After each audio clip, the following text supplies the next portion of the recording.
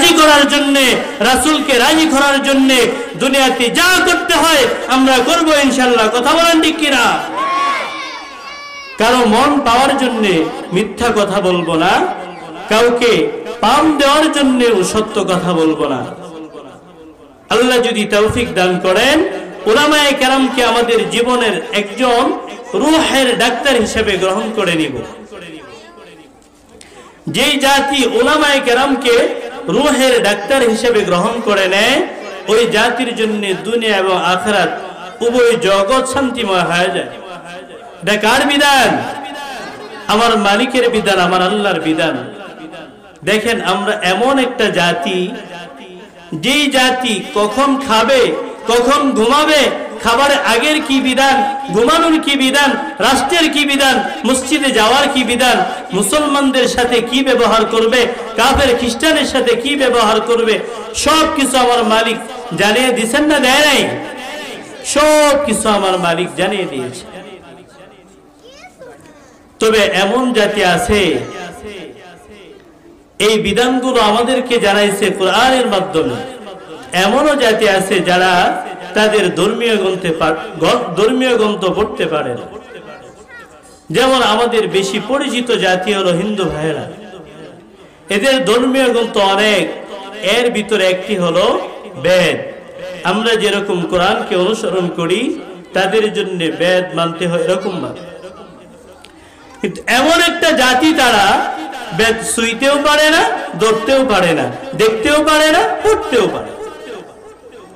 বেদের চারটা অংশ, ঋগ্বেদ, যজুর্বেদ, অথর্ববেদ, সামবেদ। এর ভিতর সবচাইতে কঠিন এবং নিয়ম পালন করার নিয়মগুলো হলো ঋগ্বেদের।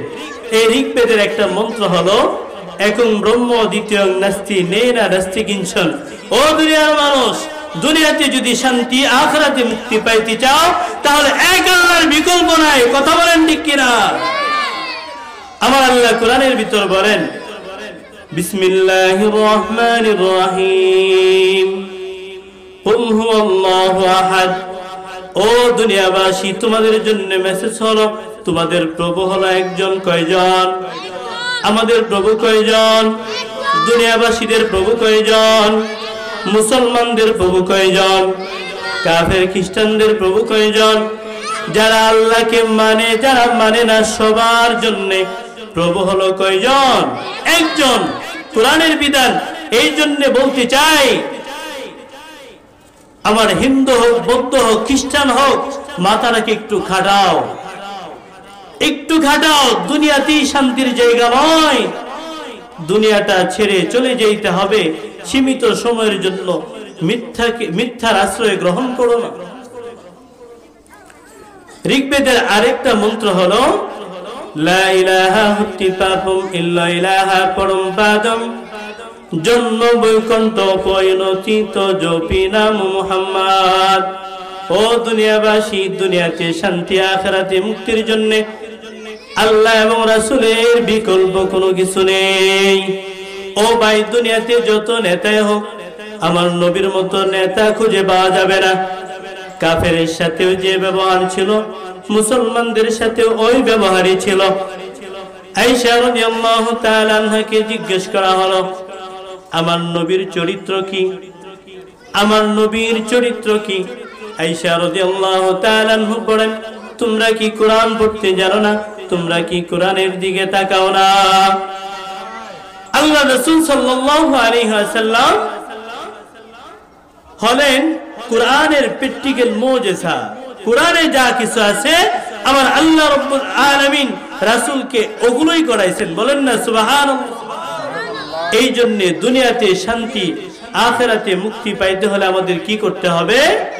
আমাদেরকে আল্লাহ এবং রাসূলের বিধানগুলো মেনে চলতে হবে। কিভাবে মেনে চলবো?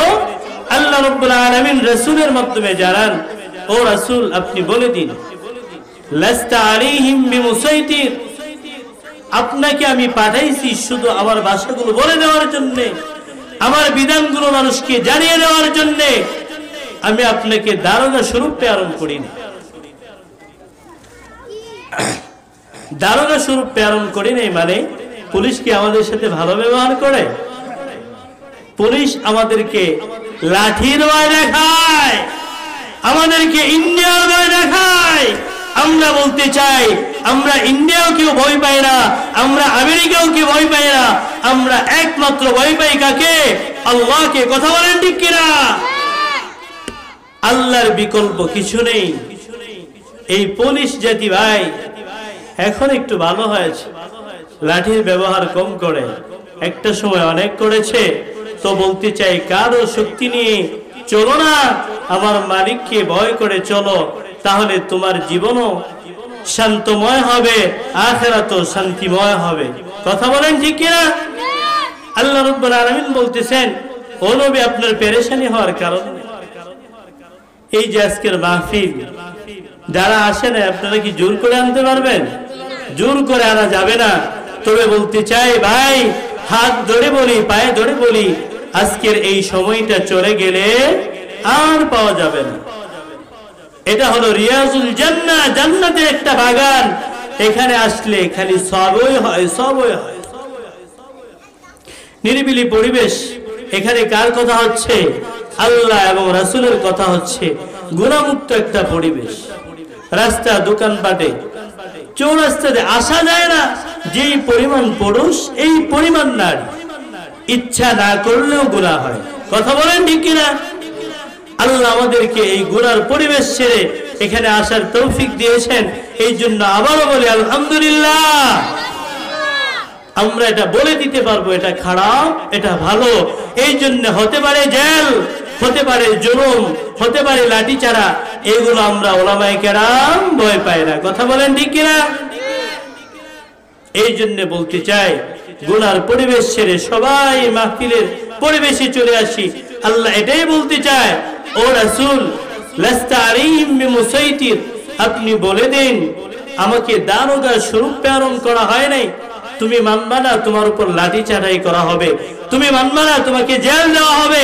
তুমি মানবা না, তোমাকে আয়নাঘর দেওয়া হবে।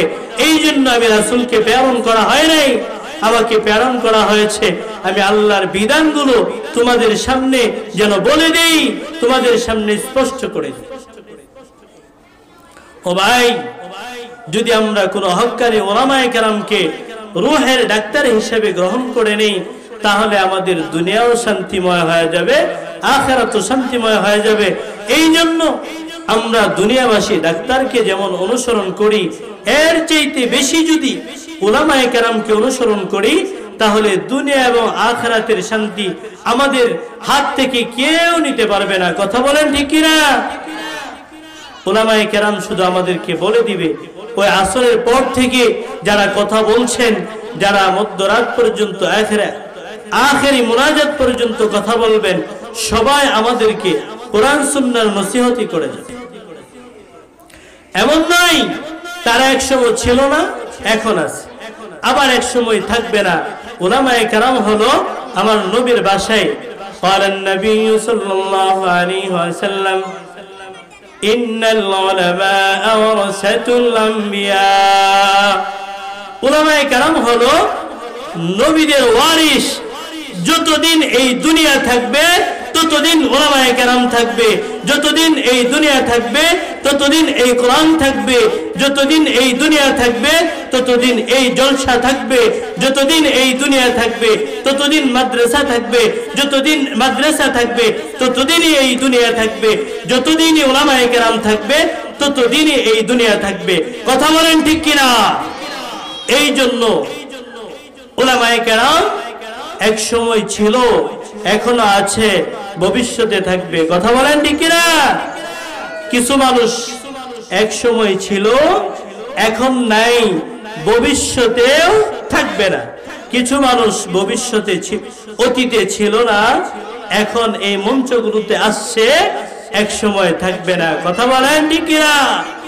এই জন্যে কোরআন সুন্নাহর সহনীয় যে আওয়াজ, যে নিউজ আমাদেরকে দেওয়া হবে, এটা আমরা মানব।